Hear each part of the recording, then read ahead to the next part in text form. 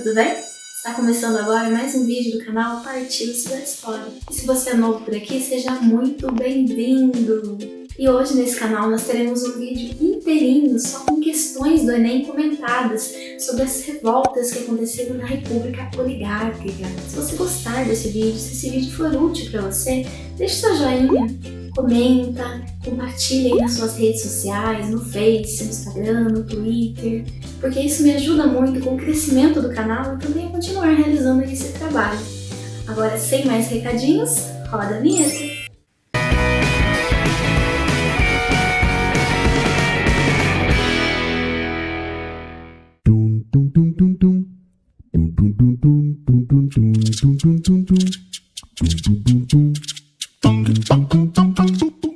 Questão do Enem de 2018. Os seus líderes terminaram presos e assassinados. Amaro Jada, rebelde, foi inteiramente expulsa da esquadra. No sentido histórico, porém, eles foram vitoriosos. A chibata e outros castigos físicos infamantes nunca mais foram oficialmente utilizados. A partir de então, os marinheiros, agora respeitados, teriam suas condições de vida melhoradas significativamente. Sem dúvida, fizeram avançar a história. A eclosão desse conflito foi resultado da tensão acumulada na Marinha do Brasil pelo, letra A, engajamento de civis analfabetos após a emergência de guerras externas, letra B, insatisfação de militares positivistas após a consolidação da política dos governadores, letra C, rebaixamento de comandantes veteranos após a repressão a insurreições milenaristas, letra D, sublevação das classes populares do campo após a instituição do alistamento obrigatório, letra E, manutenção da mentalidade escravocrata da oficialidade após a queda do regime imperial. Agora dá uma pausa no vídeo, pensa e responde. Agora que você provavelmente já respondeu, vamos à questão correta, que é a letra E.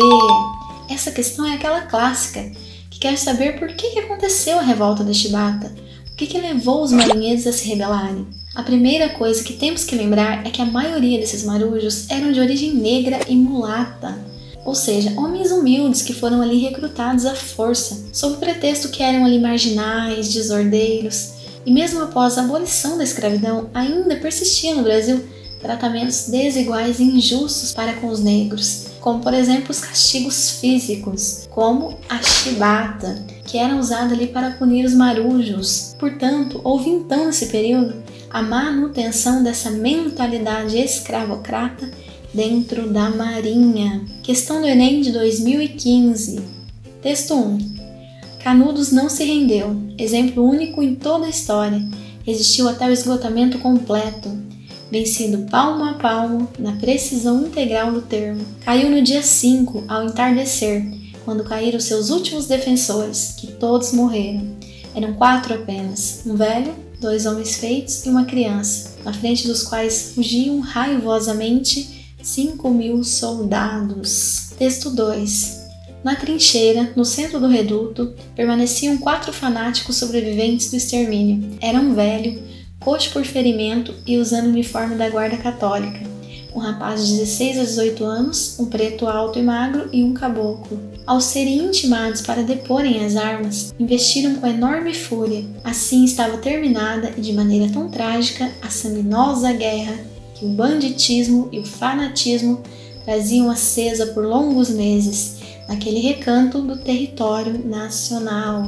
Os relatos do último ato da Guerra de Canudos fazem uso de representações que se perpetuaram na memória construída sobre o conflito. Nesse sentido, cada autor caracterizou a atitude dos sertanejos, respectivamente como fruto da letra A, manipulação e incompetência, letra B, ignorância e solidariedade, letra C, hesitação e obstinação, letra D, esperança e valentia e letra E, bravura e loucura. Mesma coisa, dá uma pausa no vídeo, pensa e responde. Vamos então à resposta correta agora, que é a letra E. Essa é uma questão totalmente interpretativa, onde no primeiro texto Euclides da Cunha mostra a revolta de Canudos como um movimento de resistência e coragem. Já no segundo texto, os últimos guerreiros são caracterizados como fanáticos, como irracionais, loucos, em seguir ali um senhor que vincula-se com um Messias. Gente, o Enem é repleto desse tipo de questão interpretativa, então fiquem ligados. Questão do Enem de 2013. No alvorecer do século XX, o Rio de Janeiro sofreu de fato uma intervenção que alterou profundamente sua fisionomia e estrutura, e que repercutiu como um terremoto nas condições de vida da população.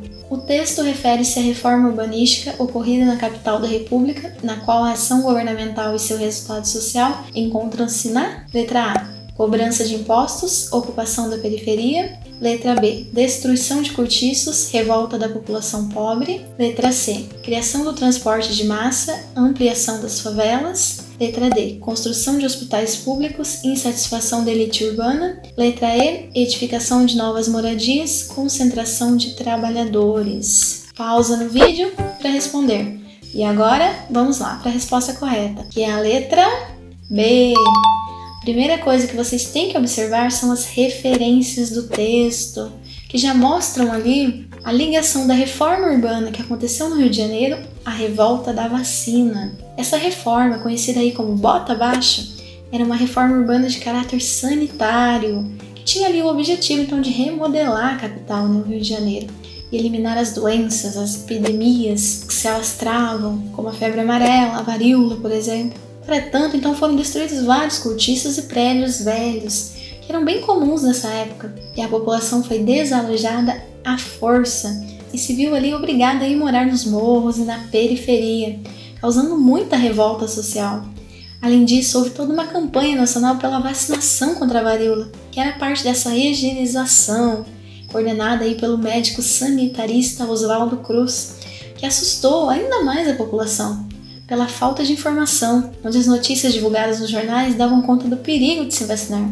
A população então pensava que a vacinação era uma forma do governo exterminar os mais pobres e se recusaram a vacinar. Tudo isso então gerou um contexto de muita revolta na população daquela época. Questão do Enem de 2010. A serraria construía ramais ferroviários que adentravam as grandes matas, onde grandes locomotivas com guinastes e correntes gigantescas de mais de 100 metros arrastavam para as composições de trem as toras que jaziam abatidas por equipes de trabalhadores que anteriormente passavam pelo local. Quando o guindaste arrastava as grandes toras em direção à composição de trem, os ervais nativos que existiam em meio às matas eram destruídos por este deslocamento.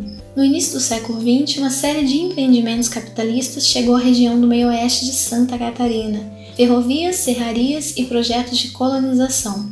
Os impactos sociais gerados por esse processo estão na origem da chamada Guerra do Contestado. Entre tais impactos encontra-se: letra A, a absorção dos trabalhadores rurais como trabalhadores da serraria, resultando em um processo de êxodo rural. Letra B, o desemprego gerado pela introdução de novas máquinas que diminuíam a necessidade de mão de obra. Letra C, a organização da economia tradicional que sustentava os poceiros e os trabalhadores rurais da região. Letra D, a diminuição do poder dos grandes coronéis da região que passavam a disputar o poder político com os novos agentes. Letra E, o crescimento dos conflitos entre os operários empregados nesses empreendimentos e seus proprietários ligados ao capital internacional.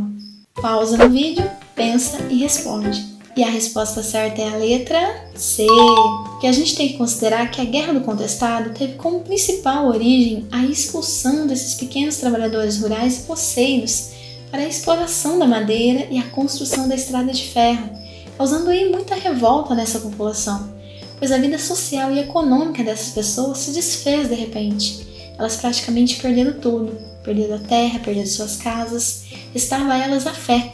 E assim essas pessoas se reuniam em torno de um líder messiânico, José Maria, e formaram assim grupos de resistência contra toda essa opressão vivida. E essa então foi a nossa videoaula de hoje. Se você gostou desse vídeo, se você conseguiu aprender alguma coisa com ele, deixe seu like, comenta, compartilha nas suas redes sociais, nos siga também nas nossas redes sociais, vem fazer parte aí da família do Partiu Estudar História. E agora, como tradicionalmente neste canal, partiu!